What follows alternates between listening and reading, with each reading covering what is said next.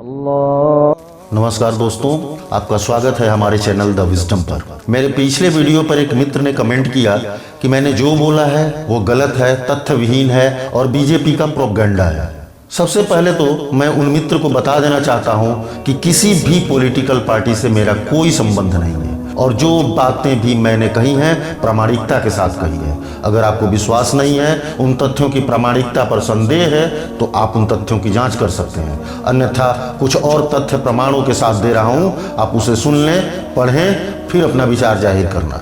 कुछ नए तथ्यों को रखने से पहले मैं आपको बताना चाहता हूं कि जैसे व्यक्ति बुढ़ा हो जाता है वैसे ही समाज भी बुढ़े हो जाता है, और जैसे एक व्यक्ति मरता है वैसे ही समाज और संस्कृतियां भी मरती हैं। लेकिन कोई व्यक्ति न बुढ़े होने से इनकार कर सकता न मरने से, परंतु कोई समाज, कोई संस्कृति, कोई सभ्यता चाहे तो बुढ़े होने और मरने से इनकार कर सकती है।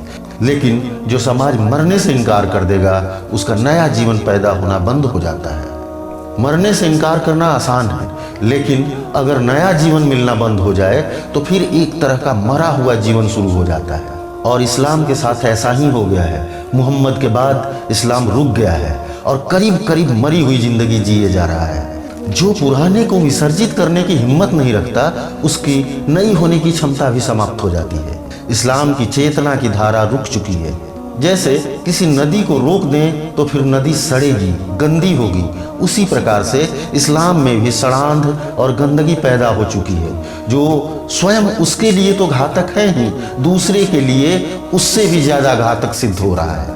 वहाँ ईश निंदा कानून है। आप किसी विषय पर डिबेट या डिस्कशन नहीं कर सकते, अन्यथा आपको जान से हाथ धोने पड़ जाएंगे। ये मैं नहीं बल्कि मुहम्मद ने खुद कुरान में कही है।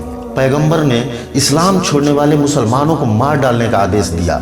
साही अल बुखारी 3017। गैब्रियल, जिसे कुरान का ट्रांसमीटर भी कहा जाता है, का कहना था जो मुसलमान बलात्कार और चोरी करते हैं वे स्वर्ग में प्रवेश करेंगे, और जो मुसलमान नहीं हैं या जो मुसलमान ऐसा नहीं करते हैं वे नरक की आग में प्रवेश करेंगे।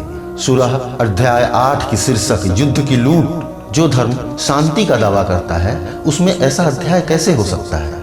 एक दयालु और प्रेम पूर्ण ईश्वर इस तरह के अध्याय का शीर्षक और सामग्री कैसे निर्देशित कर सकता है? पैगंबर ने वयस्कों के साथ बाल विवाह को मंजूरी दी।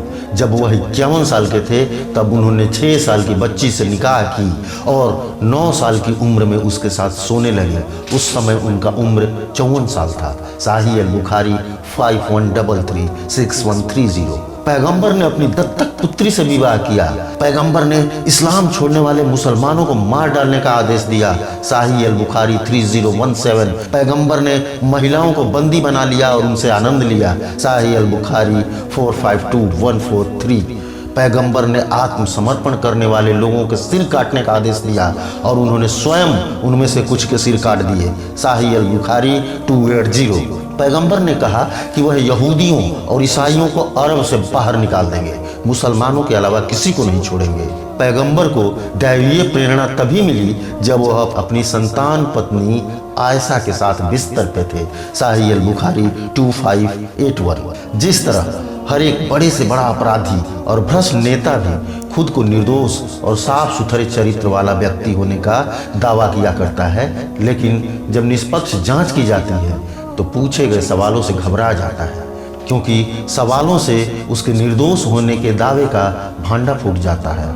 इसी तरह इस्लाम भी लोगों से सिर्फ ईमान लाने पर जोर देता है, क्योंकि इस्लाम में अल्लाह, रसूल और कुरान की सत्यता के बारे में सवाल करना और वाद विवाद करने को गुनाह अजीम माना जाता है। इसीलिए मुल्ले मुस्लिम बच्चों को कुरान का व्याकरण सम्मत अर्थ सिखाने की जगह कुरान को तोते की तरह रटने पर बल देते हैं, क्योंकि मुल्लों को डर लगता है कि कुरान के सही अर्थ जानकर लोग सवाल करेंगे और इस्लाम की असलियत पता होने पर इस्लाम छोड़ देंगे। यही कारण है कि जब भी कोई इस्लाम की बेतुकी, तर्कहीन, अमानवीय और अवैज्ञानिक बातों के बारे में सवाल करता है या उंगली उठाता है तो मुसलमान उत्तर देने या खंडन करने की बजाय लड़ने और दंगे करने पर उतारू हो जाते हैं। इसलिए सवाल करने वालों से निपटने के लिए कुरान में पहले से ही यह आदेश दिया गया है कि जब भी तुम्हारा कुफ्र वालों से किसी तरह का सामना हो जाए तो तुम उनकी गर्दनें मारना शुरू कर देना और उसको इस तरह से कुचल देना। सूरा मुहम्मद 474। इसीलिए दुनिया भर के मुस्लिम नेता, गुंडे, दादा, स्मगलर, डॉन और आतंकवादी कुरान की इसी नीति का पालन करते हैं, जिसे रसूल की सुन्नत माना जाता है, जो मानवता के लिए खतरा है। हम सिर्फ तर्कों से ही इनका मुकाबला करें तो बहुत होगा। जैसे महर्षि दयानंद ने अपनी प्रसिद्ध पुस्तक सत्यार्थ प्रकाश में इस्लाम का तर्कपूर्ण खंडन करके मुल्ले मौलवियों को निरुत्तर करके सिद्ध कर दिया है कि दुनिया को डराने वाला यह कौम खुद सबसे बड़ा डरपोक है, जिसमें सत्य का सामना करने का हिम्मत नहीं है। जिस धर्म की बुनियाद ही ऐसे कुरूप और खतरनाक हो, जिसके पैगंबर ही, जिसके आदर्श ही इतने निम्न कोटि के हो, उससे क्या ये उम्मीद रखी जा सकती है कि वो दुनिया को उन्नति, शांति और प्रेम का पैगाम देगा?